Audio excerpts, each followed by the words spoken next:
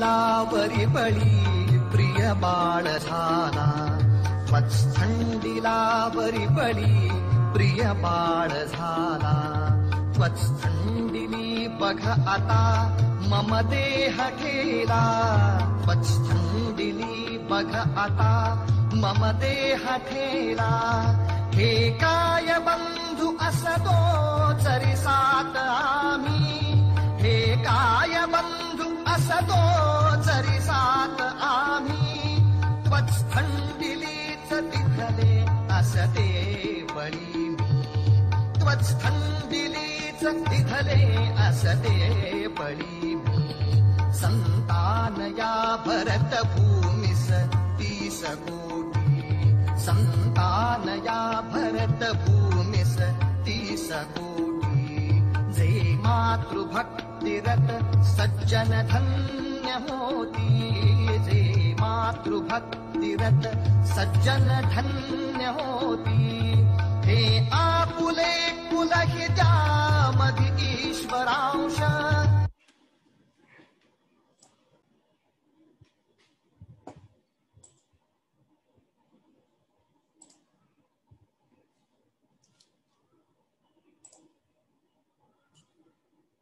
नमस्कार.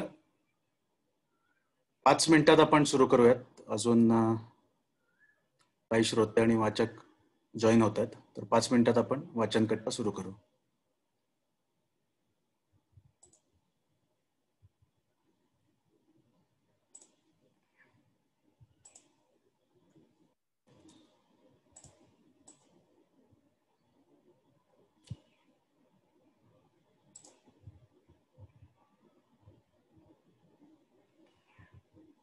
जयश्री ताई, तुम्हाला काही बोलायचं होतं का? तुमचा हँड रेज.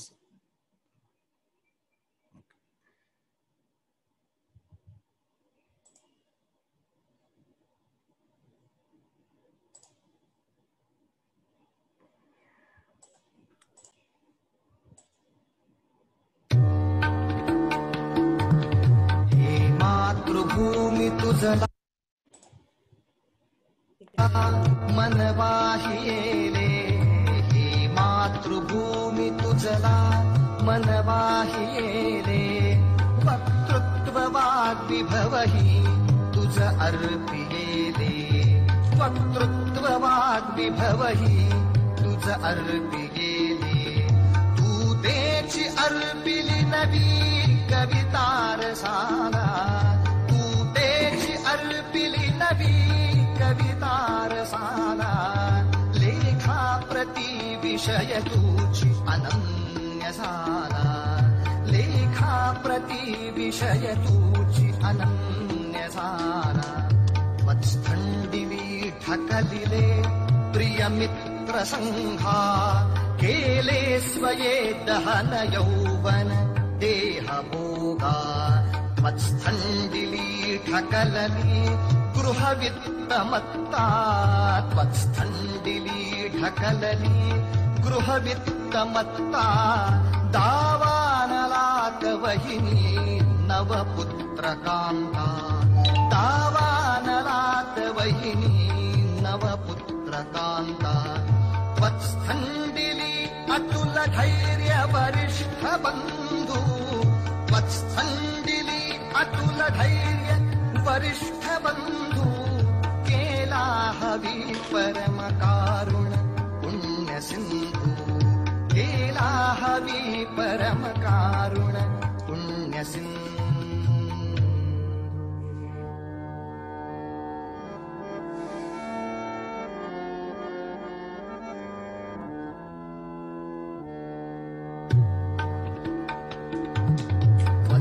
त्वत्स्थंडिलावरी बळी प्रिय बाळ झाला, त्वत्स्थंडिलावरी बळी प्रिय बाळ झाला.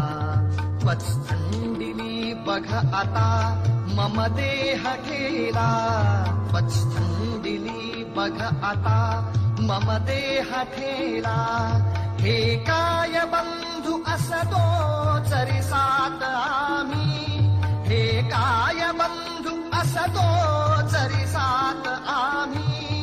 त्वत्स्थंडिलीच तिथले असते बळी मी, त्वत्स्थंदिलीच निधले असते बळी संतान या भरत भूमिस 30 कोटी संतान या भरत भूमिस 30 कोटी जे मातृभक्तिरत सज्जन धन्य होती जे मातृभक्तिरत सज्जन धन्य होती हे आपुले कुलहित्यामधि ईश्वरांश हे आपुले कुलहित्यामधि ईश्वरांश निर्वंश होऊन ठरेल अखंड वंश निर्वंश होऊन ठरेल अखंड वंश.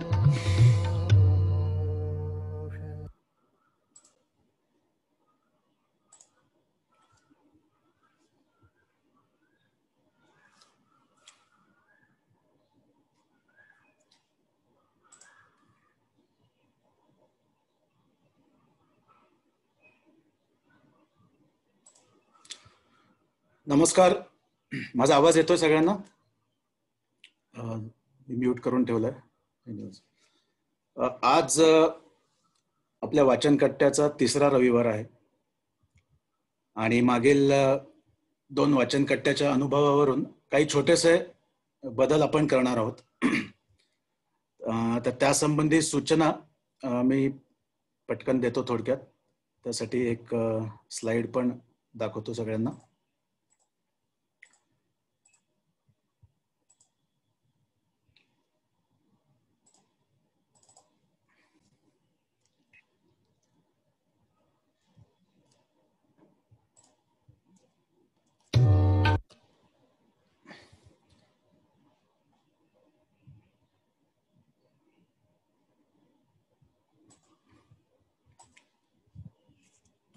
तर वाचन सुरू असताना आपल्याला व्यत्यय नसावा म्हणून श्रोत्यांना म्यूटवर ठेवलं जाईल.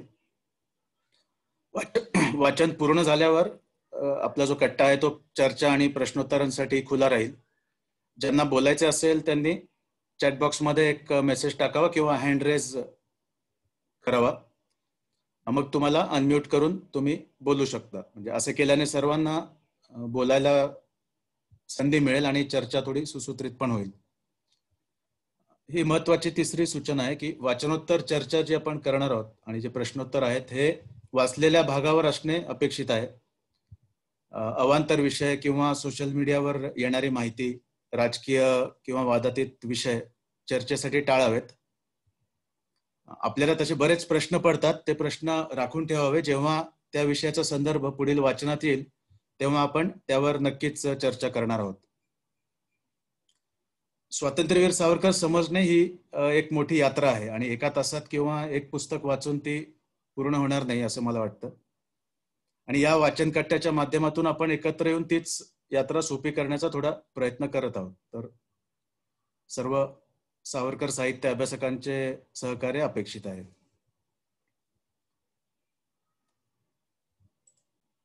तर आजचा 3रा भाग जो आहे पुस्तकातला देशभक्तीचे पारितोषिक, हे वाचणार आहेत आपल्यासमोर श्रेयशी शुक्ल, अपूर्वा बापट आणि डॉक्टर सुप्रिया गव्हाणे. मी अनम्यूट करतो.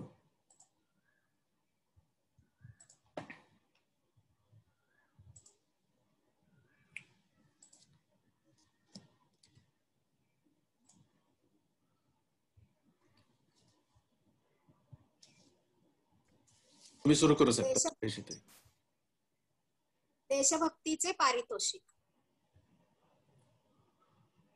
28 मे 1906 आज विनायक सावरकरांचा 23वा वाढदिवस होता. नाशिकच्या भद्रकाली मंदिराच्या पटांगणात जाहीर सभा भरली होती. अध्यक्ष होते हरी शास्त्री गर्गे. निमित्त होते विनायकरावांच्या निरोप समारंभाचे. लवकरच वि.दा. सावरकर भारत सोडून शत्रूच्या शिबिरात लंडनला जाणार होते. ध्येयाच्या दिशेने नवीन वाटेवर पहिलं पाऊल पडणार. निरोप समारंभाला उत्तर देताना सावरकर म्हणाले, आज आपला देश पारतंत्र्याच्या गर्तेत रुतलेला आहे. मी परदेशात जाण्यास जो निघालो आहे त्याच्या मागचा खरा उद्देश असा आहे की ज्या देशात मी जन्म घेतला त्या माझ्या देशाचे ऋण फेडण्यासाठी काही कामगिरी करून दाखवावी आणि माझ्या मातृभूमी संबंधी माझे कर्तव्य पार पाडावे. लोकमान्य टिळक आणि शीम परांजपे यांच्याकडचे भोजनाचे आमंत्रण स्वीकारून आणि त्या निमित्ताने त्यांच्याशी विचारविनिमय करून सावरकर निघाले. घरच्या मंडळींसमवेत सावरकर मुंबईला आले. जावयाला निरोप देण्यासाठी भाऊराव चिपळूणकरही आले होते. बाबाराव, येसूवहिनी, बाळ, इष्टमित्र सगळेच होते. माईही छोट्या प्रभाकरला घेऊन होत्या. आपले जावई आता 3-4 वर्षांनी बॅरिस्टर होऊन परत येतील. मग कदाचित ते आपल्या जव्हार संस्थानातच एखाद्या उच्चपदी विराजमान होतील किंवा स्वतंत्रपणे बॅरिस्टरी करून वैभव व कीर्ती संपादन करतील. अशी सुखस्वप्ने भाऊराव चिपळूणकरांच्या दृष्टीसमोर तरंगत होती. थोड्याफार फरकाने असेच स्वप्न माईंच्याही मनात रुंजी घालत होते. रुंजी घालत असल्यास आश्चर्य नाही, पण स्वतः सावरकरांच्या मनात मात्र वेगळेच विचार सुरू होते. हिंदुस्थानातून इंग्लंडला जाणाऱ्या तरुणांच्या गाठीभेटी त्यांचेही मानसिक परिवर्तन घडवून आणायचे. त्यांना स्वातंत्र्याभिमुख क्रांतीप्रमण बनवायचे. 9 जून 1906 पारशिया आगबोटीने मुंबई बंदर सोडले. भारतीय क्रांतिकारकांचा हा मुकुटमणी शत्रूच्या शिबिरात निघाला. छत्रपती शिवाजी महाराज आग्र्यास जाण्यास निघाले, अगदी तसेच.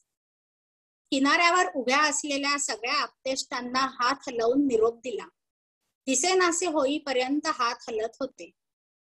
जुलैच्या पहिल्या आठवड्यात सावरकर लंडनला पोहोचले. पंडित श्यामजी कृष्ण वर्मा यांनी स्थापन केलेल्या इंडिया हाऊस मध्ये त्यांनी मुक्काम ठेवला. लंडनमध्ये बॅरिस्टरकीच्या अभ्यासाप्रित्यर्थ चालू असलेल्या 4 संस्थांपैकी ग्रेज इन मध्ये त्यांना प्रवेश मिळाला. अभ्यासाचे नीट बस्तान बसल्यावर 1906 सालच्या अखेरीस सावरकरांनी फ्री इंडिया सोसायटी, स्वतंत्र भारत समाज या नावाची एक संस्था चालू केली. या संस्थेद्वारे भारतीय विद्यार्थ्यांची संघटना करून त्यांच्यामधून देशभक्त आणि हुतात्मे तयार करण्याचे कार्य सावरकरांनी चालू केले. हरनाम सिंग तर पारशिया बोटीवरच्या प्रवासातच सावरकरांच्या व्यक्तिमत्वाने आणि विचारांनी भारावून गेला होता. आता भाई परमानंद, लाला हरदयाळ, वीरेंद्रनाथ चट्टोपाध्याय, VVS अय्यर, सरदार सिंग रेवाभाई राणा, ज्ञानचंद वर्मा, मॅडम कामा, पाम बापट, MPT आचार्य, WV Phadke, Madanlal Dhingra, doctor Rajan, KVR स्वामी, सुखसागर दत्त, सिकंदर हयात खान, असफ अली असे अनेक जण सावरकरांच्या फ्री इंडिया सोसायटीच्या कार्यास हातभार लावू लागले. भारतीय आकांक्षांचे समर्थन करणारा सावरकरांचा एक समर्थ गट तयार झाला. आता साप्ताहिक बैठका सुरू झाल्या. छत्रपती शिवाजी महाराज, गुरु गोविंद सिंग, गुरु नानक यांचे स्मृतिदिन साजरे होऊ लागले. दसऱ्याचा उत्सवही साजरा झाला. या निमित्ताने भाषण देऊन उपस्थितांच्या मनात पारतंत्र्याची चीड आणि स्वदेशीचे प्रेम निर्माण करण्यात सावरकर यशस्वी ठरू लागले. दुसरा मार्ग होता पत्रके, पुस्तके आणि ग्रंथ. आपल्या कल्पना प्रसारासाठी या माध्यमाचा वापर करणे त्यांनी सुरू केले. फर्ग्युसन मध्ये शिकत असतानाच त्यांनी इटलीच्या इतिहासाचा अभ्यास केला होता. मॅझिनीच्या कार्यकर्तृत्वाने ते भारावून गेले होते. मॅझिनीच्या यंग इंडियावरूनच सावरकरांनी राष्ट्रभक्त समूहाचे अभिनव भारत असे नामकरण केले होते.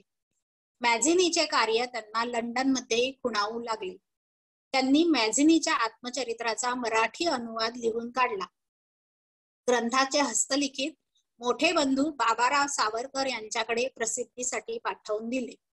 1907 एप्रिल मध्ये नाशिक येथे हा ग्रंथ प्रसिद्ध झाला. शिखांच्या इतिहासाने सावरकरांचे मन वेधून घेतले होते. धार्मिक वाङ्मय वाचले, शीख धर्मावरील इतर लिखाणाचाही अभ्यास केला आणि त्यांच्या आधारे अनेक पत्रके प्रसिद्ध केली. गुरुमुखी लिपीत लिहिलेली ही पत्रके शीख सैनिकांमध्ये वाटली जाऊ लागली. त्यांना स्वकर्तृत्वाची आणि आगामी वादळाची जाणीव करून देण्यात आली.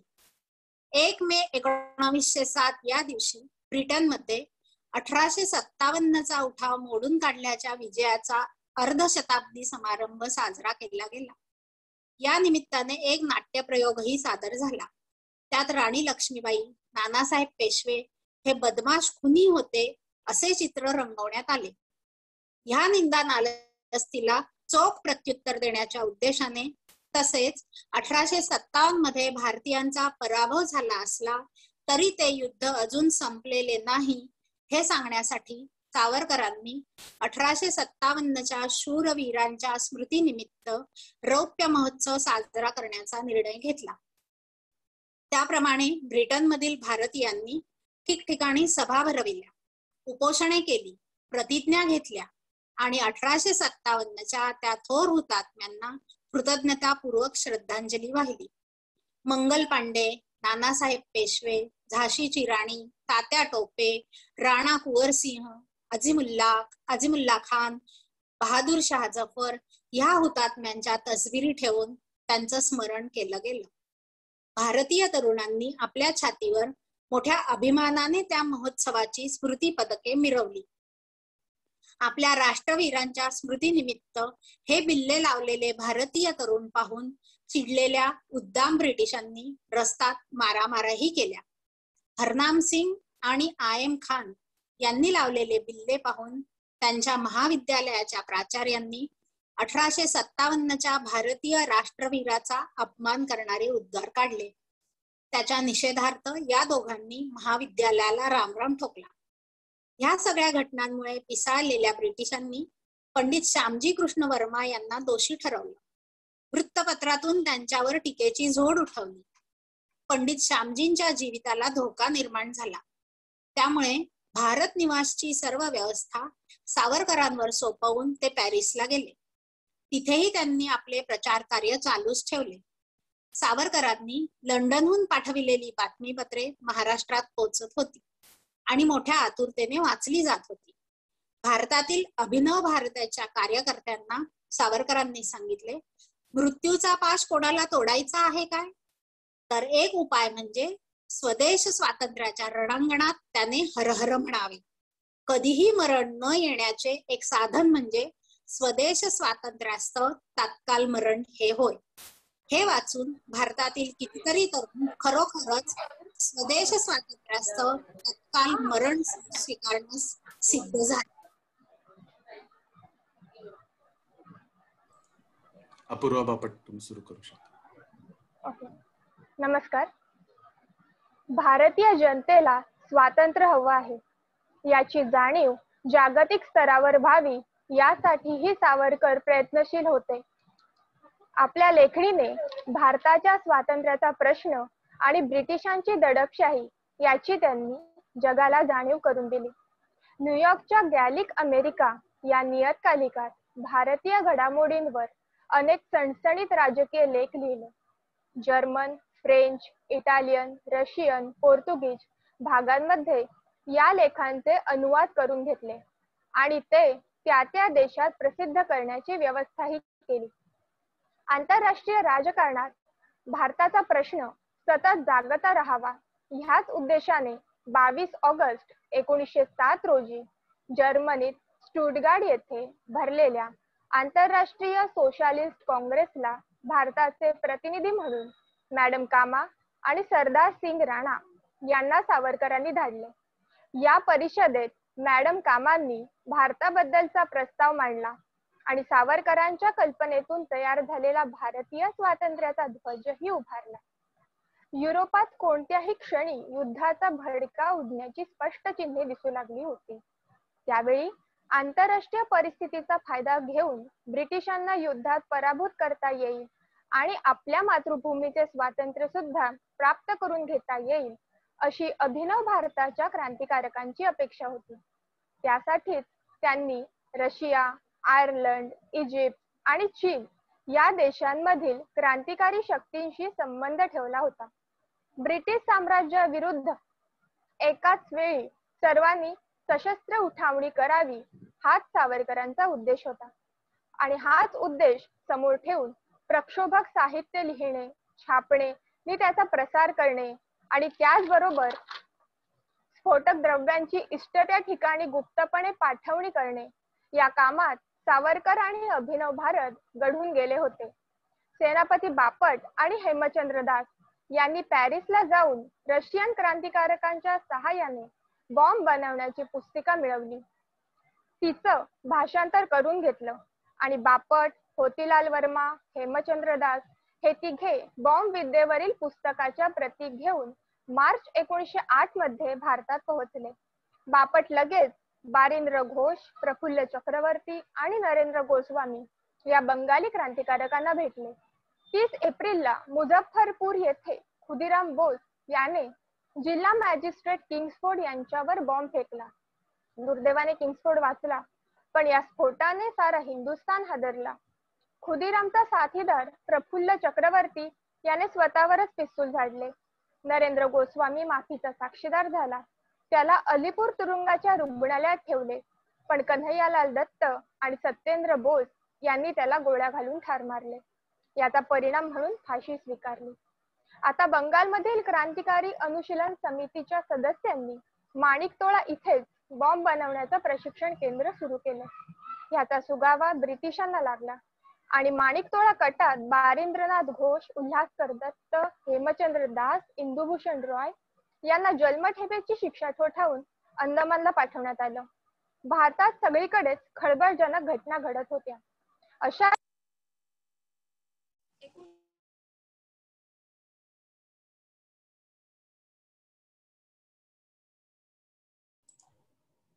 आवाज येत नाही अपूर्व.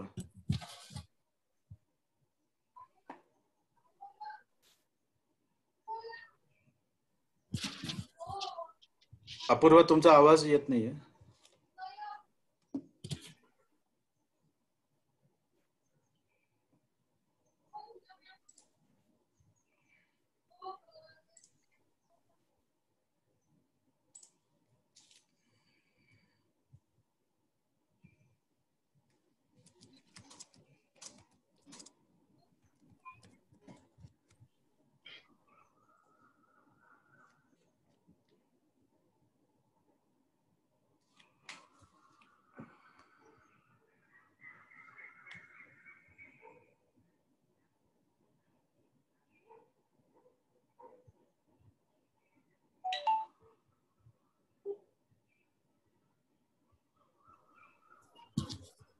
कॉल करू का? हा कॉल लावलाय का? हो.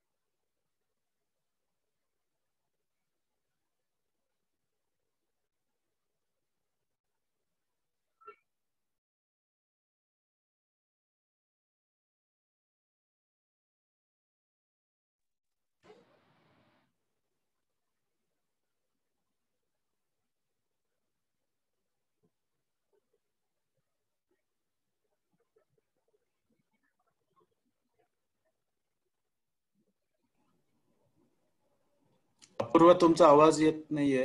एक मिनिट, मी कॉल करतो. कॉल केला, कट करतात. एक मिनिट करतो मी.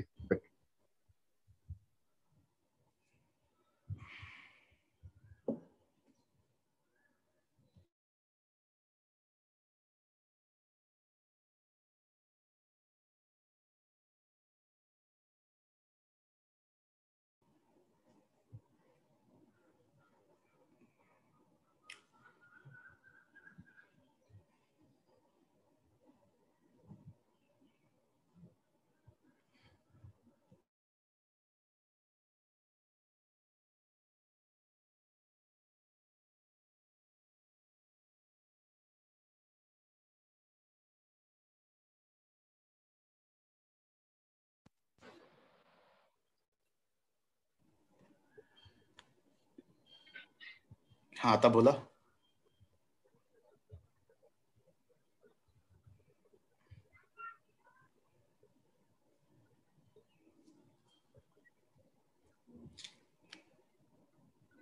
अजून येत नाही आवाज. नाही येते अजून. अजून येत नाही.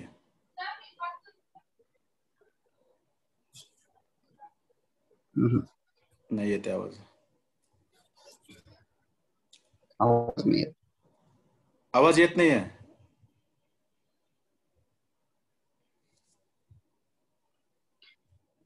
नेक्स्ट घ्या नाही तर. हा, अजितजी नेक्स्ट घ्या. श्रेयसी ताई, तुम्ही कंटिन्यू करता का? मी अनम्यूट करतो तुम्हाला.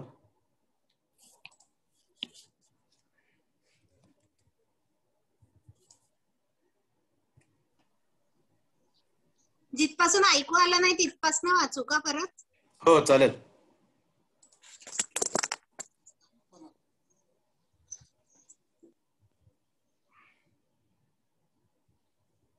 अशातच 10 मे 1908 ला भारत भवनात पुन्हा एकदा 1857च्या स्वातंत्र्य समराला वर्धापन दिन साजरा झाला. या निमित्ताने सावरकरांनी हे हुतात्म्यांनो या शीर्षकाखाली एक तेजस्वी पत्रक लिहून प्रस्तुत केले. हायगेट येथे भरलेल्या सभेला युरोपच्या भिन्न भिन्न भागातून आलेले सुमारे 100 भारतीय विद्यार्थी उपस्थित होते. त्यांना आणि इंग्लंडमध्ये इतरत्र हे पत्रक वाटण्यात आले. शेकडो प्रती भारतातही येऊन पोहोचल्या. या पत्रकात सावरकर लिहितात, हुतात्म्यांनो, तुम्ही उभारलेला ध्वज आम्ही परमपूज्य मानतो. तुम्ही जे दाहक कार्य हाती घेतले आहे ते पुढे चालू ठेवण्याचा आमचा कृतनिश्चय आहे. 1857चा हा स्वातंत्र्य संग्राम प्रत्यक्ष क्रांती घडून येईपर्यंत थांबणारच नाही.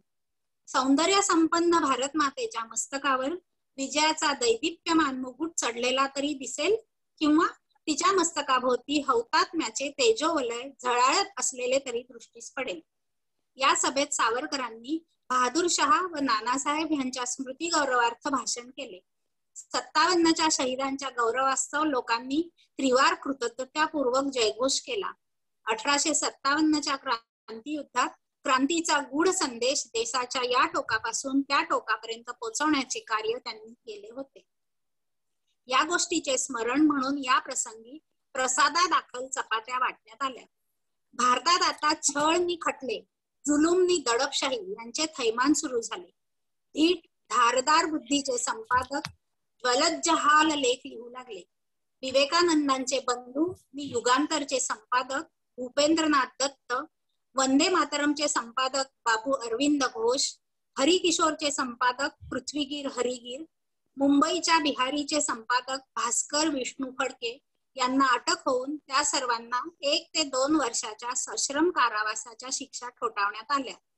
मुझफ्फरपूर बॉम्ब प्रकरणी प्रक्षोभक लेख लिहिल्याबद्दल शीम परांजपे यांना 19 महिन्यांची सश्रम कारावासाची शिक्षा देण्यात आली.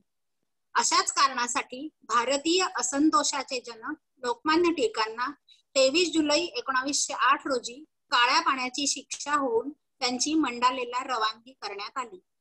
लंडनहून भारतात शस्त्र आणि दारुगोळा पाठवण्याचे काम चालूच होते. मिर्झा अब्बास आणि सिकंदर हयात खान यांच्या बरोबर सावरकरांनी पिस्तुले धाडली. चतुर्भुज अमीन बरोबर 20 ब्राउनिंग पिस्तुले पाठवली. ग्रंथ मध्यभागी कापून त्यात पिस्तूल लपवले जाईल आणि ते ग्रंथ लाकडी पेट्यांच्या तळकप्प्यात ठेवून पाठवण्यात येईल. हे सगळं साहित्य या ना त्या मार्गाने सावरकरांच्या घरापर्यंत पोहोचत होते. पुरावे गोळा करण्याच्या निमित्ताने सावरकरांच्या घराच्या झडत्या घेतल्या जात होत्या. त्यांच्या घरातील स्त्रियांचा अभिनव भारताच्या कार्यकर्त्यांचा छळ सुरू झाला. सावरकरांनी लंडनहून पाठवलेले प्रक्षोभक साहित्य तसेच स्वातंत्र्य कवी गोविंद म्हणजेच आबा दरेकर यांच्या राष्ट्रीय कविता छापल्याबद्दल आणि ब्रिटिश सत्तेविरुद्ध बंड करण्याची चिथावणी दिल्याचा आरोप ठेवून बाबाराव सावरकरांना पकडण्यात आलं. त्यांच्यावरील आरोप सिद्ध करून त्यांना 8 जून 1909 रोजी काळ्या पाण्याची शिक्षा ठोठावण्यात आली. मुंबई उच्च न्यायालयाने 1909च्या नोव्हेंबरमध्ये ही शिक्षा कायम केली. बाबारावांना अंदमानच्या सेल्युलर जेलमध्ये पाठवण्यात आले. भारतातील क्रांतिकारी चळवळीची सूत्र लंडन मधून हलवली जातात तसेच इंडिया हाऊस हे अनेक भानगडींचे उगमस्थान आहे असा संशय इंग्लंडमधील गुप्तहेर खात्याला येऊ लागला होता. त्यामुळे इंडिया हाऊस आणि सावरकर यांच्या मागे असलेला गुप्त पोलिसांचा ससेमिरा स्वाभाविकपणेच वाढू लागला. विद्यार्थ्यांच्या हालचालीवर पाळत ठेवली जाऊ लागली. पंडित श्यामजींनी स्पेन्सर अध्ययनाकरता दिलेला शिष्यवृत्तीचा निधी त्यांना परत करण्यात आला. पंडित श्यामजी वीरेंद्रनाथ चट्टोपाध्याय यांनी केलेल्या लिखाणाबद्दल आणि प्रचाराबद्दल त्यांच्या सनदा रद्द करण्यात आल्या. याच सुमारास म्हणजे मे 1909 मध्ये ग्रेज इनच्या अंतिम परीक्षेत सावरकर उत्तीर्ण झाले होते. परंतु त्यांना आणि हरिनाम सिंगला बॅरिस्टरची सनद देण्यास न्यायालयाने नकार दिला. यावर सावरकरांनी वरिष्ठ अधिकाऱ्यांकडे तक्रार केली. त्यांनी या तक्रारीचा विचार करण्यासाठी एक समिती नेमली. या समितीच्या वकिली डावपेचांना आणि तिने केलेल्या उलट तपासणीला सावरकर पुरून उरले. सावरकरांच्या विरोधात कोणताच आरोप सिद्ध करता आला नाही. तरीही राजकारणात आपण कधीही भाग घेणार नाही अशी सावरकरांनी लेखी हमी दिली तरच त्यांना बॅरिस्टरची सनद देण्यात यावी असा निर्णय ग्रेज इनच्या न्यायमंडळाने दिला. सावरकरांनी हा निर्णय पूर्णपणे फेटाळून लावला. हरिनाम सिंग यांनीही तसेच केले. बॅरिस्टरची सनद मिळवणे हे काही सावरकरांचे ध्येय नव्हते. गुणसुमनेमी वेचियली या भावे की तिने सुगंधा घ्यावे, अर्थात परदास्याच्या शृंखलांनी जखडलेल्या आपल्या भारत मातेच्या दास्यमुक्तीसाठी आपल्या ज्ञानाचा उपयोग व्हावा हेच त्यांचे ध्येय होते. क्षुद्र अभियोग लढवून खोऱ्याने पैसा ओढून ऐश आरामात जीवन व्यतीत करण्यासाठी हा बॅरिस्टर जन्माला आलाच नव्हता. हा होता आता पुढचं करू शकतील कंटिन्यू. हा होता आपल्या देशाचा बॅरिस्टर. विशिष्ट राजकीय विचारसरणी व्यक्त केली म्हणून ब्रिटिश सरकारने बॅरिस्टर ही पदवी देण्यास नकार दिला. असा एकमेव बॅरिस्टर विनायक दामोदर सावरकर. सावरकरांच्या प्रभावळीत मदनलाल धिंगरा कधीच समाविष्ट झाला होता. त्याने स्वातंत्र्यवीर सावरकरांना एकदा विचारले, हौतात्म्य गाजविण्याची वेळ खरोखरच प्राप्त झाली आहे असे वाटते का तुम्हाला? या प्रश्नाला सावरकरांनी उत्तर दिले, हुतात्मा मनाने खंबीर आणि सिद्ध झालेला असेल तर त्यात हे गर्भित असते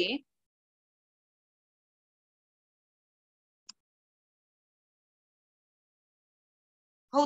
आवाज येतोय माझा? हो येतोय व्यवस्थित. ओके. सावरकरांच्या प्रभावळीत मदनलाल धिंगरा कधीच समाविष्ट झाला होता. त्याने स्वातंत्र्यवीर सावरकरांना एकदा विचारले, हौतात्म्य गाजविण्याची वेळ खरोखरच प्राप्त झाली आहे असे वाटते का तुम्हाला?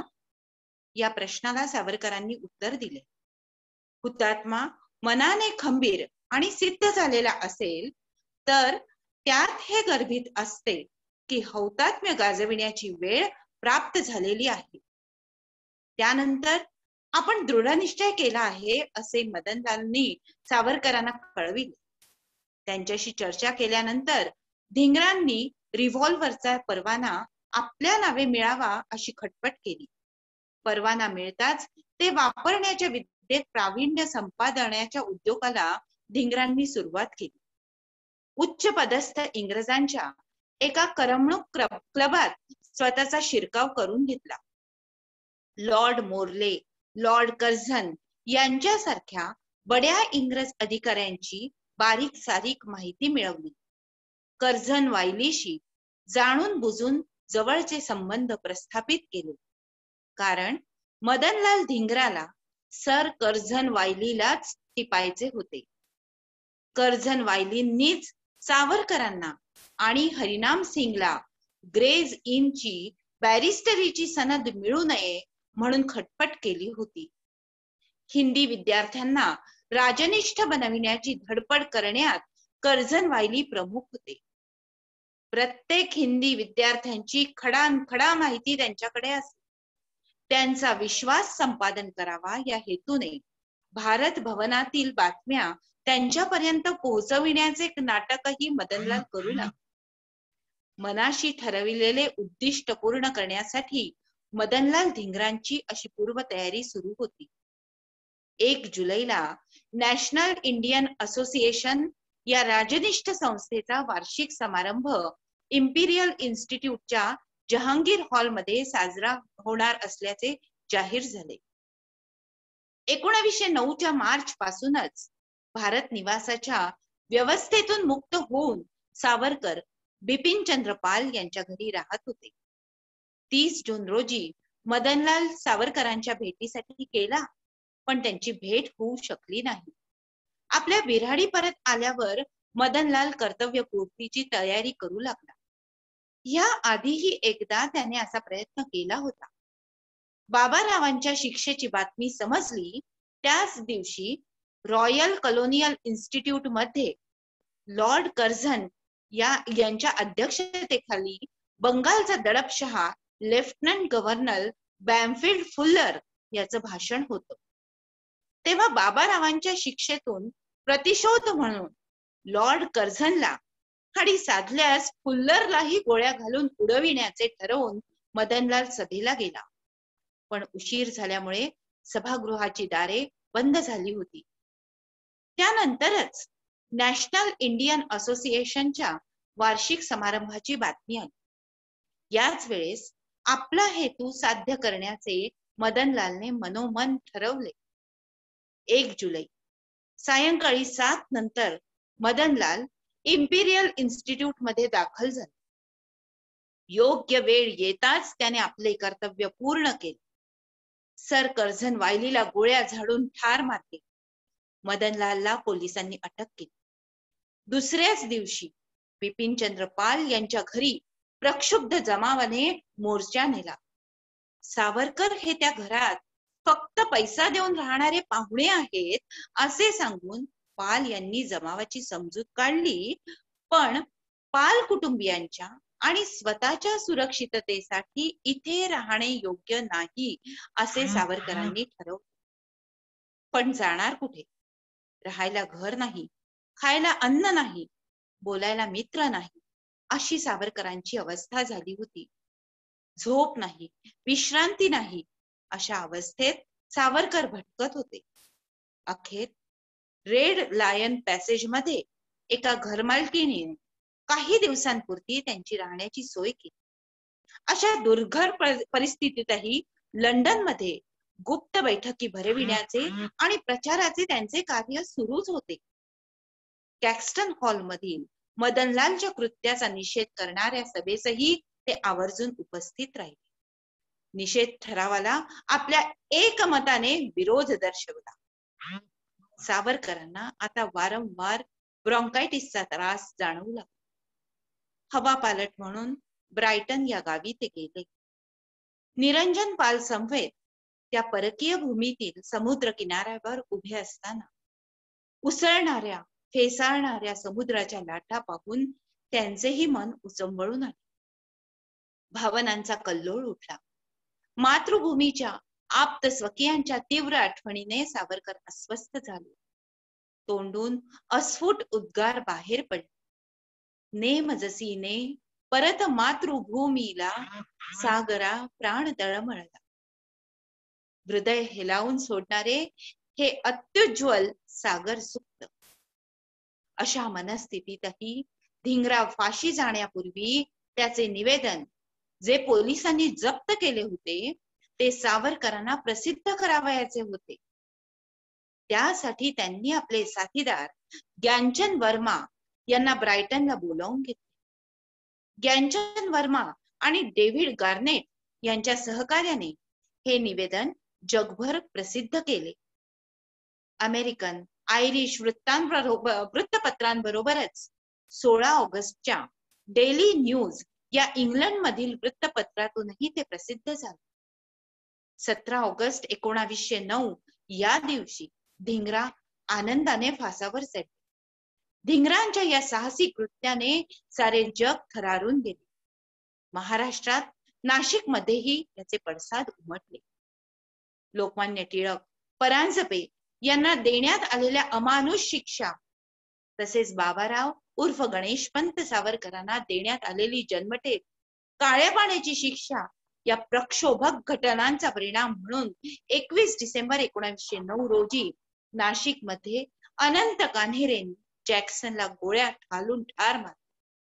विनायकराव सावरकरांनी चतुर्भुज बरोबर पाठविलेल्या 20 ब्राउनिंग रिव्हॉल्वर पैकी एक त्याच्या हाती लागले होते. वधानंतर अनंत लक्ष्मण कान्हेरे, कृष्णाजी गोपाळ कर्वे आणि विनायक नारायण देशपांडे या तरुणांवरील खटल्याचे काम मुंबई येथे स्पेशल ट्रायब्युनल पुढे चालले. तिथे अनंत कान्हेरेंनी सरळ सरळ कबूल केले की बाबारावांना जन्मठेप सुनावल्याबद्दल मी जॅक्सनला गोळ्या घातल्या. कान्हेरे, देशपांडे, कर्वे या त्रिवर्गांना शेवटी 19 एप्रिल 1910 रोजी ठाण्याच्या तुरुंगात फासावर चढविण्यात आले. लंडन मध्ये सावरकरांची प्रकृती अधिकाधिक खालावत चालली होती. हवा पालट म्हणून त्यांना काही दिवस फ्रान्सला जाऊन राहावे असा सल्ला त्यांच्या मित्रांनी दिला. 1910च्या जानेवारीत सावरकर लंडन सोडून पॅरिसला आले. पण सावरकरांच्या सहकार्यांच्या, अनुयायांचा, भारतातील अभिनव भारतच्या कार्यकर्त्यांचा, नाशिक मधील सावरकरांच्या आप्तेष्टांचा अमानुष छळ होऊ लागला.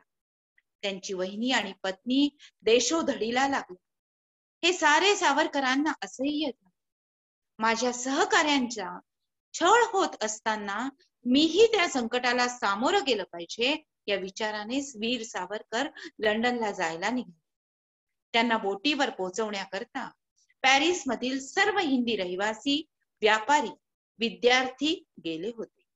त्या सर्वांचा निरोप घेताना सावरकर म्हणाले, आजपर्यंत शक्य तितके अधिक काम करण्याची मी पराकाष्ठा केलेली आहे. आता मला अधिकांत अधिक दारुण दुःख सहन करण्याची पराकाष्ठा करू द्या. सावरकरांची आगबोट चालू जागून इंग्लंडच्या किनाऱ्यास लागली आणि ते लंडनला जाणाऱ्या आगगाडीत बसले. 13 मार्च 1910 सावरकरांना घेऊन येणारी ही आगगाडी व्हिक्टोरिया स्थानकात थांबली. सावरकरांनी गाडीतून बाहेर फलाटावर पाऊल टाकले न टाकले तोच त्यांना अटक केली गेली. सरळ बो स्ट्रीट पोलीस ठाण्यावर नेण्यात आले. तिथून ब्रिक्स्टनच्या तुरुंगात नेले. 20 एप्रिल 1910 रोजी अभियोग सुनावणीस निघाला. पण सुनावणी पुढे ढकलून 12 मे 1910 या दिवशी दंडाधिकाऱ्याने असा निर्णय दिला की सावरकरांवर अभियोग चालविण्यासाठी त्यांना भारतात पाठवावे. मोरिया बोटीचा हा ऐतिहासिक प्रवास सुरू झाला. 8 जुलै 1910 रोजी मार्सेलिस बंदरावर एक अभूतपूर्व इतिहास घडला. सावरकरांनी बोटीच्या पोर्ट होल मधून त्रिखंडात गाजलेली ती उडी घेतली. पोहत पोहत फ्रान्सच्या किनाऱ्यावर जाऊन पोहोचले, पण पुन्हा पकडले गेले. 22 जुलै 1910 रोजी मोरिया मुंबईच्या किनाऱ्याला पोहोचली. नाशिक, येरवडा असा कारागृहाचा प्रवास झाला. खटल्याचे कामकाज सुरू झाले. 23 सप्टेंबर 1910 न्याय मंडळाने आपला निर्णय जाहीर केला. जन्मठेप, काळे पाणी, 25 वर्ष. जॅक्सनच्या खुनात सहाय्य केल्याचा आरोप ठेवून सावरकरांवर दुसरा अभियोग सुरू झाला आणि 30 जानेवारी 1911 या दिवशी सावरकरांना आणखी एका जन्मठेपेची शिक्षा ठोठावण्यात आली. आणखी 25 वर्ष, 2 जन्मठेप. आता सावरकरांना अंदमानला पाठवण्याचे ठरले. 27 जून 1911 सावरकर महाराजा बोटीवर चढले. 4 जुलै 1911 रोजी अंदमानच्या किनाऱ्यावर पोहोचले.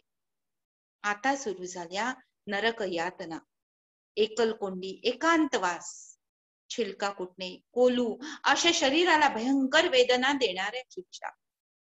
आणि 14 ऑगस्ट 1911 या दिवशी शिक्षण खात्याच्या सचिवाकडून आलेले पत्र तुरुंगाधिकाऱ्यांनी सावरकरांना दिले.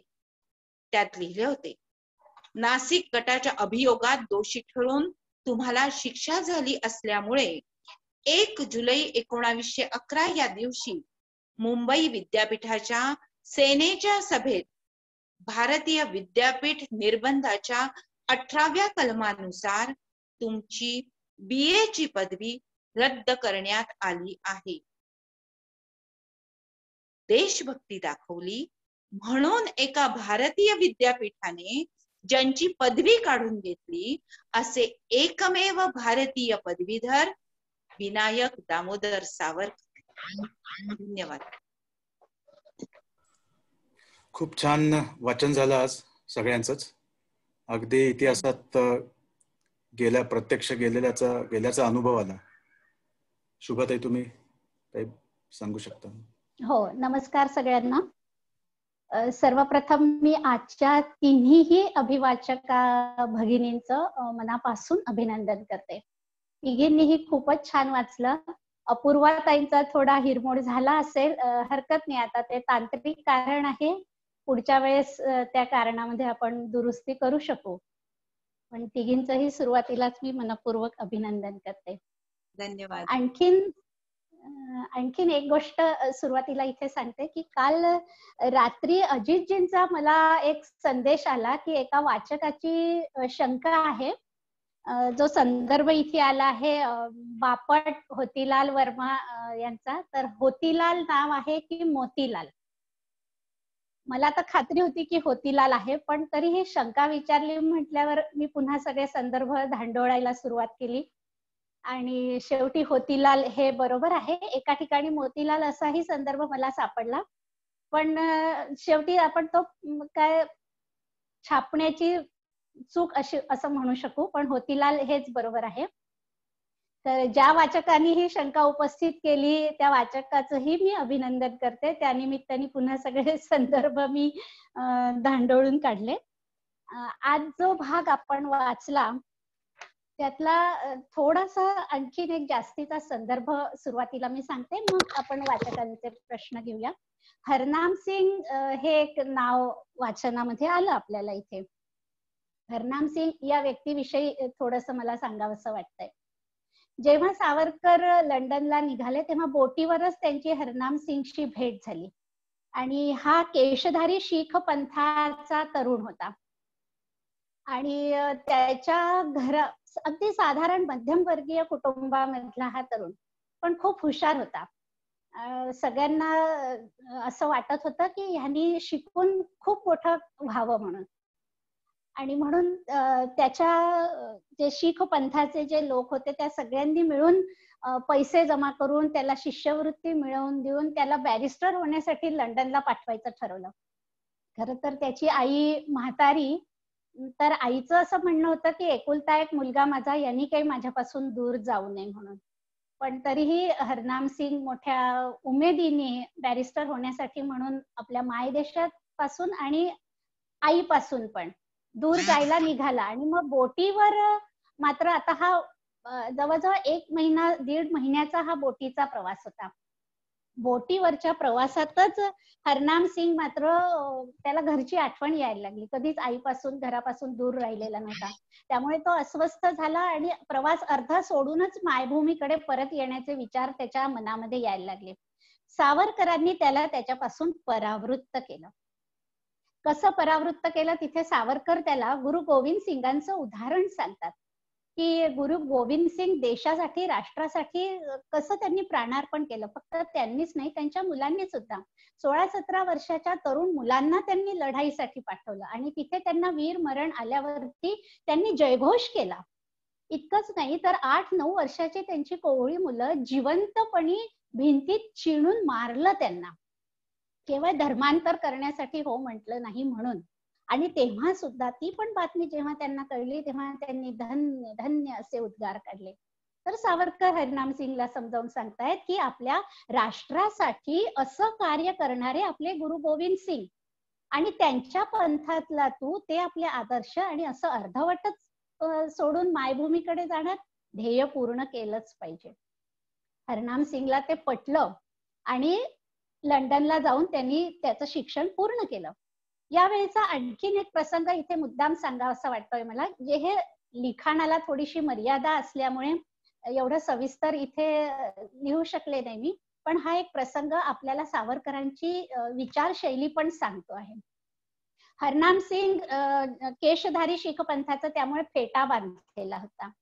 त्या बोटीवर सावरकरांची शिष्टाचारी नावाच्या एका व्यक्तीशी पण परिचय झाला. शिष्टाचारी हे त्यांनी त्याला दिलेलं टोपण नाव आहे खरं म्हणजे, पण ही व्यक्ती म्हणजे कशी सगळे पाश्चात्य शिष्टाचार पाळणारी अशी व्यक्ती होती. सूट बूट टाय वगैरे असं आणि काटा चमच्यानी खाण्याचं. या शिष्टाचारीनी सावरकरांना काटे चमच्यानी कसं खायचं हे शिकवलेलं आहे. म्हणून सावरकरांनी त्याचं नाव शिष्टाचारी असं ठेवलं.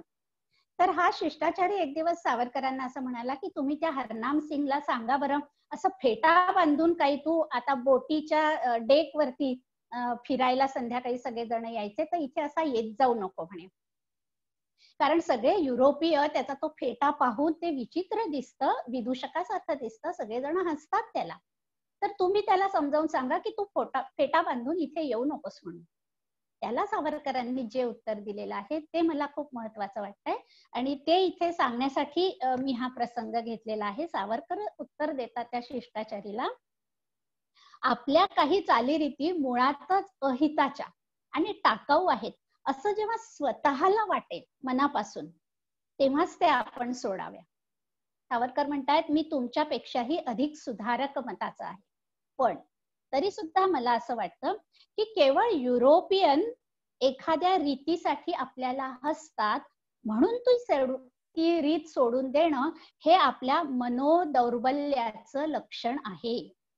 उलट मी तर असं म्हणेन की फेटा घालू नये असं हरनाम सिंगला सांगण्यापेक्षा उद्यापासून आपण सगळेच जण फेटा बांधून येऊया, ही एकजूट पाहून गोऱ्यांचा पाण उतारा होईल.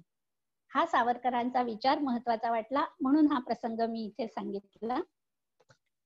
दुसरं, या वाचनाच्याच संदर्भातली एक गोष्ट इथे मला आणखीन स्पष्ट करायची की आपण इथे वाचलं की सावरकरांनी त्यांच्या कल्पनेतला राष्ट्रध्वज तयार केला. तर तो राष्ट्रध्वज कसा होता तेवढं फक्त सांगते. त्या राष्ट्रध्वजावर 3 रंग होते, हिरवा, केशरी आणि लाल. हिरवा रंग धैर्योत्साहाचं प्रतीक, केशरी रंग विजयाचं प्रतीक आणि तांबडा रंग शक्तीचं प्रतीक म्हणून त्यांनी घेतला होता. त्या ध्वजावर 8 कमळ असे वरती 8 आडवे कमळ काढलेले होते, ते म्हणजे त्यावेळच्या भारतातले 8 प्रांत त्याचं प्रतीक, आणि चंद्र आणि सूर्य अर्थातच या आपल्या प्रकाशमान देवता आहेत त्याचं ते प्रतीक, आणि मध्यभागी वंदे मातरम लिहिलं होतं. हा सावरकरांच्या कल्पनेतला पहिला स्वतंत्र भारताचा ध्वज तो मॅडम कामांनी स्टुटगार्ड इथे फडकवला होता. तर एवढे संदर्भ, आणि या वाचनामध्ये 2 कवितांचे संदर्भ आलेले आहेत. एक सांत्वन जे त्यांनी आपल्या वहिनीला पत्रातून कवितेतून सांत्वन केलं, आणि दुसरं माझे मृत्यूपत्र. ब्रिक्स्टनच्या तुरुंगात त्यांना जेव्हा ठेवलं तेव्हा त्यांनी माझे मृत्यूपत्र ही कविता लिहिली. हे कवितेतून आपल्या वहिनीला लिहिलेलं पत्रच आहे. आता आपल्या कार्यक्रमाच्या सुरुवातीला अजितजींनी जे लावलेलं होतं गीत ते माझे मृत्यूपत्र मधलेच ते कडवे होते. या 2 कवितांचाही संदर्भ या लेखामध्ये आलेला आहे. हा सगळा धावता इतिहास इथे सांगितला. त्याच्यातून हेच स्पष्ट करायचं होतं की सावरकरांचं एकमेव अद्वितीयत्व काय, तर बॅरिस्टर ही पदवी देण्यास नाकारलं त्यांना, आणि त्यांच्याकडून असं लिहून घ्यायचं होतं त्यांना की यापुढे राजकारणात भाग घेणार नाही, पण ते लिहून देणं त्यांनी नाकारलं. भलेही मला बॅरिस्टरकीची पदवी मिळाली नाही तरी चालेल. आणि दुसरं एकमेव अद्वितीयत्व आपण असं पाहिलं की परकीय युनिव्हर्सिटीनी विद्यापीठांनी तर त्यांना पदवी देण्याचं नाकारलंच, पण आपल्या भारतीयांनी सुद्धा काय केलं, मुंबई विद्यापीठांनी सुद्धा त्यांना जी BA ची पदवी दिलेली होती ती पदवी काढून घेतली. इथे एक मुद्दा फक्त आणखीन नमूद करते मी की 1 ऑगस्ट 1943 ला मात्र नागपूर विद्यापीठांनी सावरकरांना अतिशय सन्मानपूर्वक अशी डिलीट ही पदवी मात्र दिली. मुंबई विद्यापीठाने मात्र एकदा काढून घेतलेली पदवी त्यांना पुन्हा दिली नाही. हे एकमेव व्यक्तिमत्व असं आहे की परकीय विद्यापीठांनी पण पदवी नाकारली, स्वकीय विद्यापीठांनी पण नाकारली, आणि तरी नागपूर विद्यापीठाने मात्र त्यांना डिलीट पदवी देऊन त्यांचा सन्मान केला. आता वाचकांचे काही प्रश्न असतील तर विचारू शकता.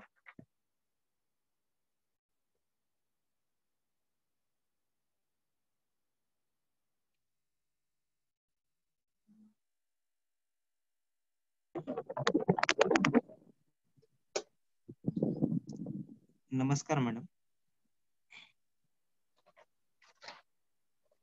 आवाज येतोय का? हो येतोय येतोय. हो, येतोय. बोला. नमस्कार. तर जेव्हा सावरकरांवर म्हणजे सावरकरांना पदवी देण्याचं नाकारली, तर त्यांना शेवटी तर त्यांना राजकारणात भाग घेऊ नका हे कारण देऊन पदवी नाकारली होती. पण सुरुवातीला त्या पदवी देणार नाही ह्यासाठी चौकशी का लावली होती किंवा खटला जो दाखल केला होता त्यासाठी कारण काय दिलं होतं? पदवी का देणार नाही? कारण सगळं तो त्यांचं जे कार्य होतं लंडन मधून भारत भवनातून चाललेलं कार्य जे आहे तो सगळं छोट्या घटना सगळ्या इथे दिलेलं आहे घटनाचक्र. आणि त्यामुळे ब्रिटिश सरकारला काहीही करून त्यांच्यावरती आरोप सिद्धच करायचे होते. आणि म्हणून पदवी मिळणार नाही असं सांगितल्यावर त्यांनी जेव्हा अपील केलं सावरकरांनी, तेव्हा मग ती केस सुरू झाली आणि त्या केसचा निकाल असा झाला की तुम्ही लिहून देत असाल असं तर आम्ही देतो. अर्थातच ते सावरकरांनी नाकारलं आणि त्यामुळे ती बॅरिस्टरची पदवी न मिळालेले हे बॅरिस्टर विनायक दामोदर सावरकर. मॅडम नमस्कार. हो येतोय आवाज, बोला. हा, मुंबई विद्यापीठाने त्यांची पदवी जी काढून घेतली असं आता सांगितलं, तर त्यावेळी जे विद्यापीठाचे जे कोणी प्रमुख वगैरे असतील त्यात भारतीय लोक किती होते आणि ब्रिटिश किती होते, का सगळे आपले भारतीयच होते? माझ्या मते तरी भारतीयच होते. जसं की आपण आधीच्या प्रकरणामध्ये पाहिलं अद्भुत होळी, त्याच्यामध्ये सुद्धा फर्ग्युसन महाविद्यालयाचे ते रँगलर परांजपे होते ना प्राचार्य, तरी सुद्धा त्यांनी त्यांना महाविद्यालयातून काढून टाकलं, दंड ठोठावला.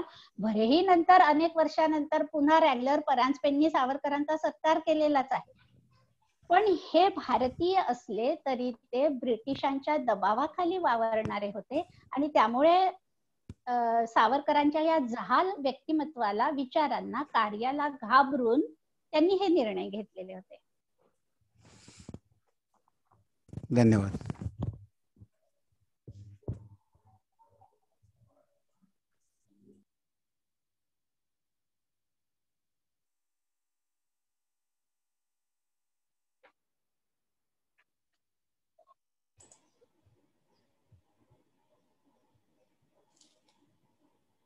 अजूनही कोणाला काही प्रश्न असतील किंवा कुठल्या मुद्द्यावर चर्चा करायची असेल तर आपल्याकडे वेळ आहे, 4-5 मिनिटं.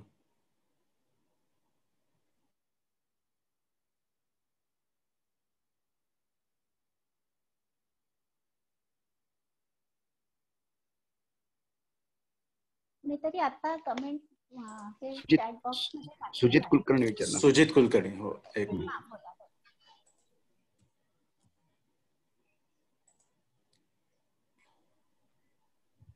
हॅलो, येतोय आवाज?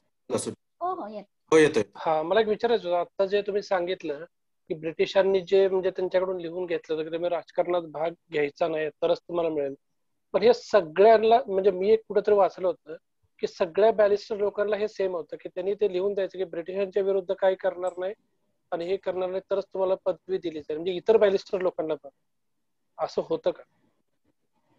नाही, मी माझ्या वाचनात नाहीये हा संदर्भ. तुम्ही वाचलाय का कुठे? म्हणजे असं फेसबुकवर किंवा व्हॉट्सअपवर असं आलेलं होतं की हे सगळ्यांसाठीच होतं की प्रत्येक बॅरिस्टरची पदवी जो जो घेतोय म्हणजे इंग्लंडमध्ये जाऊन, तर प्रत्येकाला असं होतं की ब्रिटिशांच्या विरुद्ध तुम्ही कधी काय करायचं नाही तर ते तुम्हाला पदवी मिळेल, अन्यथा ते तुम्हाला जे असे त्यांना ते लिहून द्यायला लागायचं, तर त्यांच्याकडे वचन घेतलं जायचं असं वाचलं होतं, ऐकलं होतं. कितपत खरं किंवा खोटं नाही ग्रंथामध्ये माझ्या काही वाचनात नाही आलेला हा संदर्भ. आता फेसबुक, व्हॉट्सअप, युनिव्हर्सिटी मधून संदर्भ आला असेल हा, तर मला ग्रंथात बघावं लागेल. क्लिअर करावं की नक्की काय ते. ब्रिटिश लोक जे तिकडचे होते ते त्यांच्या विरुद्ध काय करणार नाही असं लिहून घ्यायचे तर त्यांना पदवी द्यायचं असं ऐकलेलं. तसं तर काय नाही. म्हणजे थोडक्यात संदर्भहीन आहे, संदर्भहीन आहे काही.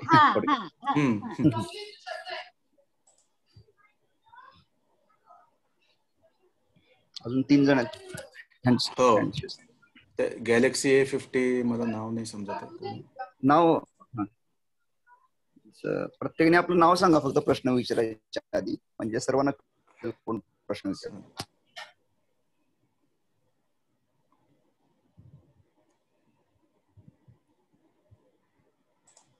कुंडकेलापुरे. नमस्कार. हो बोला. मी कुंदा केळापुरे बोलते. तुमचं पहिल्यांदा अभिनंदन करते. सुरेख कार्यक्रम होतोय सगळा.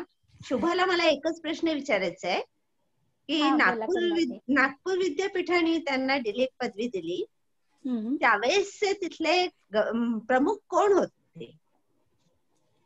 अच्छा, काही कल्पना आहे? नाही, ह्या नावाचा संदर्भ काही वाचनात नाहीये, फक्त दिनांक आणि वर्ष एवढं मला सापडलं आहे संदर्भामध्ये, पण शोध घेता येईल. त्यावेळेस नागपूर विद्यापीठाचे कुलगुरू कोण होते 1943 मध्ये. कारण की नक्कीच नागपूर विद्यापीठाविषयी अभिमान वाटायला लागला त्या क्षणाचा, म्हणून. धन्यवाद. धन्यवाद. हे म्हणजे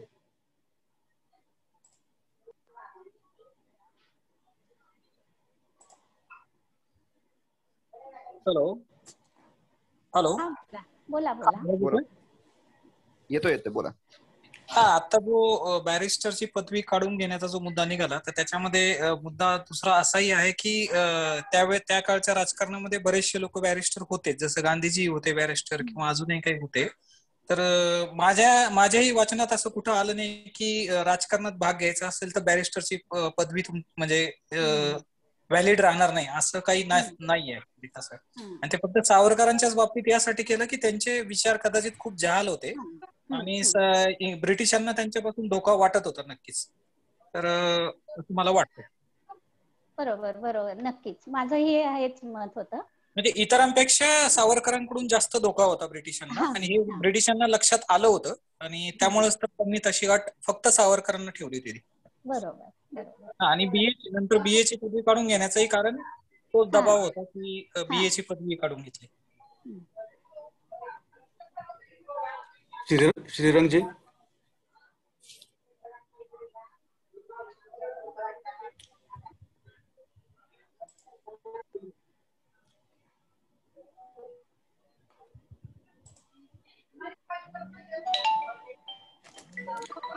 श्रीरंगजी तुम्ही बोलू शकता.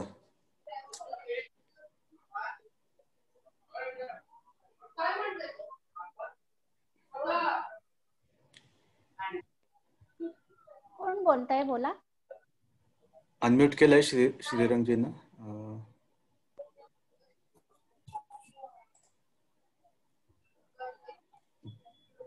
जयश्री कुलकर्णी.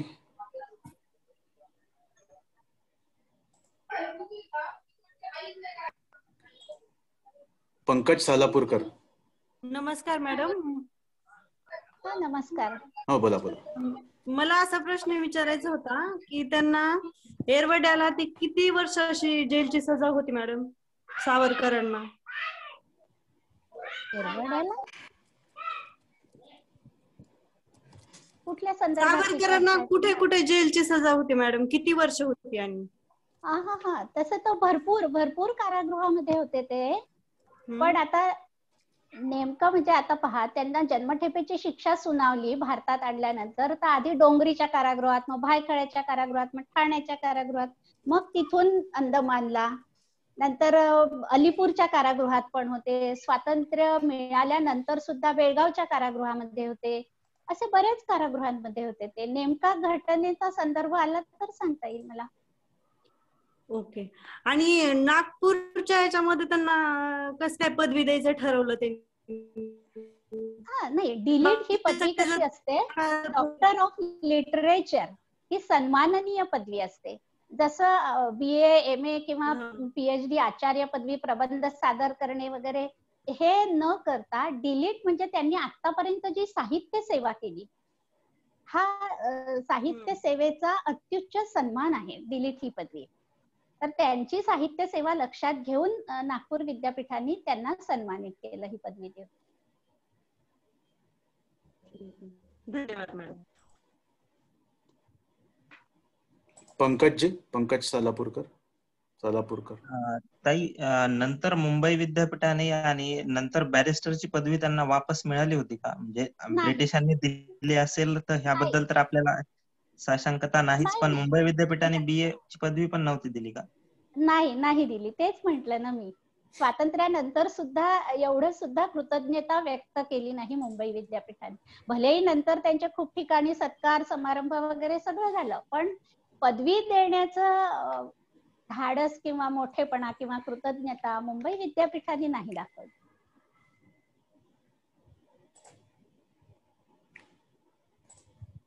राहुल जोशी.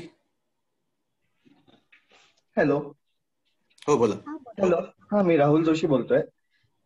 मी माझ्या वाचण्यात आलं होतं की सावरकरांनी जेव्हा लंडन मध्ये वास्तव्य असताना शिखांचा इतिहास दिला होता आणि तो त्यांच्या मुलास अर्पण केला होता जेव्हा तो, कारण तेव्हा गेलेला होता मला वाटतं प्रभाकर. तर मग त्याची प्रत मी वाचण्यात आलं होती की त्याच्या प्रत सगळ्या जप्त झाल्या होत्या आणि ती कुठेच मिळाल्या नाही. आता शोधाशोध चालू आहे, तर त्याच्यावर तुम्हाला माहिती आहे का काही की ती मिळाली आहे किंवा काही? कारण ते आर्काइव्ह मध्ये कुठेतरी शोधतायत असं ऐकत होतं माझ्या. ते बरोबर, गुरु गोविंद सिंगांचं सांगतानाच हा संदर्भ मी सांगायला पाहिजे होता की त्यांनी शिखांचा इतिहास पण लिहिला तेव्हा.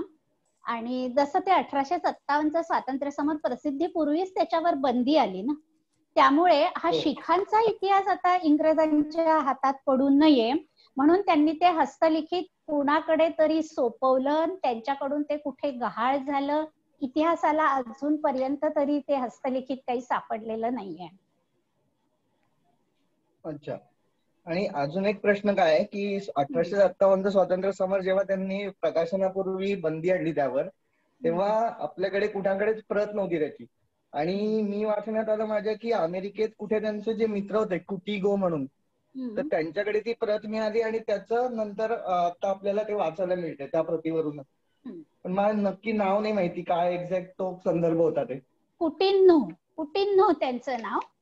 आणि हे 1857 स्वातंत्र्य समर जेव्हा भारतातून प्रसिद्ध होऊ शकत नाही हे लक्षात आलं, त्याच्यानंतर ते हॉलंडमध्ये पण गेलं, पण तिथूनही ते प्रकाशित नाही होऊ शकलं.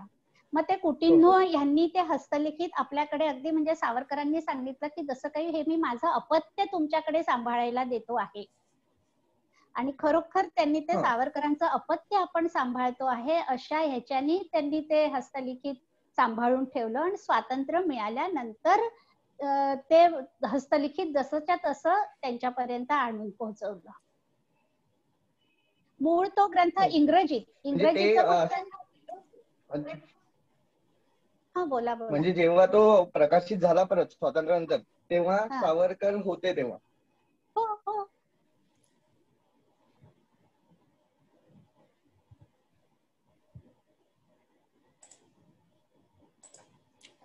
श्रीरंगजी.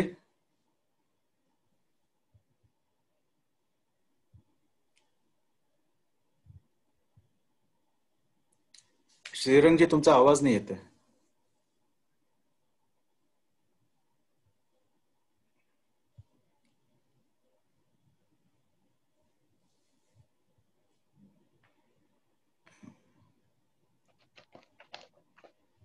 नाही, कोणाचाच आवाज नाही येते. श्रीरंगजी तुम्ही चॅट मध्ये टाईप करा तुमचा प्रश्न, म्हणजे आवाज येत नसेल तर. प्रशांत खर्चे पुढचा प्रश्न.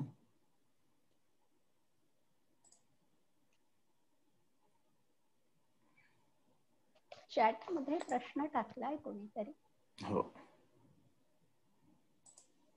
प्रशांतजी तुम्ही पण बोलू शकता. हा, मी नमस्कार, मी प्रशांत खटके. माझा एक प्रश्न असा आहे, मला एक शंका अशी आहे की सावरकरांना ज्या वेळेस बॅरिस्टरची पदवी देण्याचं नाकारलं तेव्हा त्यांनी प्रत्युत्तरादाखल काही म्हटलं होतं का?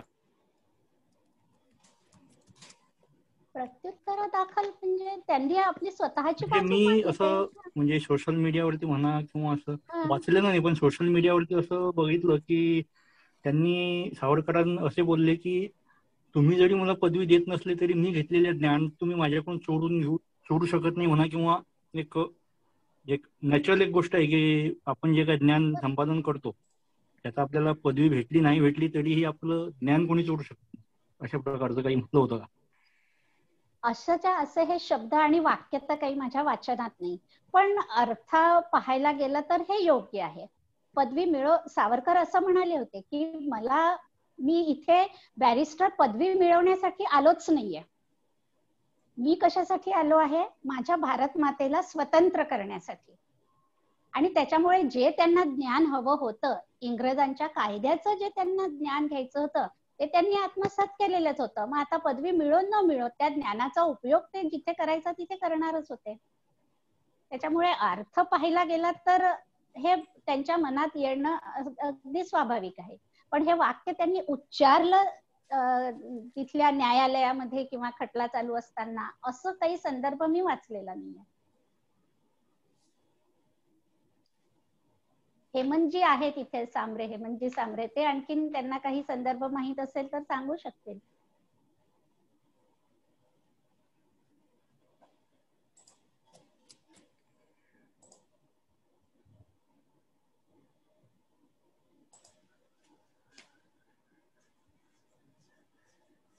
अजून कोणाचा तरी हँड रेज आहे ना?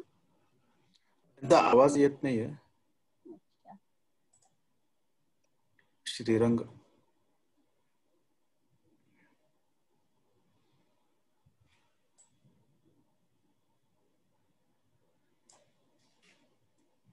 चालेल, अजून काही प्रश्न नसतील तर आजचा आपण भाग संपवायचा. हो थांबवूया. चालेल. आणि या वाचन कट्ट्यात अजून कोणाला वाचायची इच्छा असेल तर नक्की संपर्क करा. आपल्याला खूप साऱ्या वाचकांची गरज आहे. तर मला किंवा श्रीनिवासजींना तुम्ही संपर्क करा, आपण पुढचं नियोजन करू शकतो. अजितजी आणि श्रीनिवासजी, तुमचंही दोघांचं मनपूर्वक अभिनंदन. आजचा कट्टा खूपच सुनियोजित, सुरळीत आणि उत्तम झाला. अगदी अभिवाचनापासून समाधान आहे मला. पण तुम्हालाही दोघांना धन्यवाद आणि तुमचंही अभिनंदन. धन्यवाद ताई. धन्यवाद. धन्यवाद. आणि आज जे वाचक होते त्या तिघींनी खूप छान उत्तम वाचन केलेलं आहे. खूप छान वाचन केलंय. हो. आणि त्यांचं वाचन तिघींचंही असं होतं की आज त्यांच्या वाचनातून पण खूप छान नवीन माहिती आज मिळाली. मी नोट करून ठेवली आहे सगळी माहिती नवीन. आणि वाचनामुळे वातावरण निर्मिती सुरुवातीपासूनच झाली, त्यामुळे छान आजचा रंगला आपला कार्यक्रम. छान वाटला. आज सहभागी होणाऱ्या सर्व सावरकर प्रेमींचे पुन्हा एकदा धन्यवाद. धन्यवाद. थांबूया. धन्यवाद. नमस्कार सगळ्यांना. नमस्कार. जय सावरकर.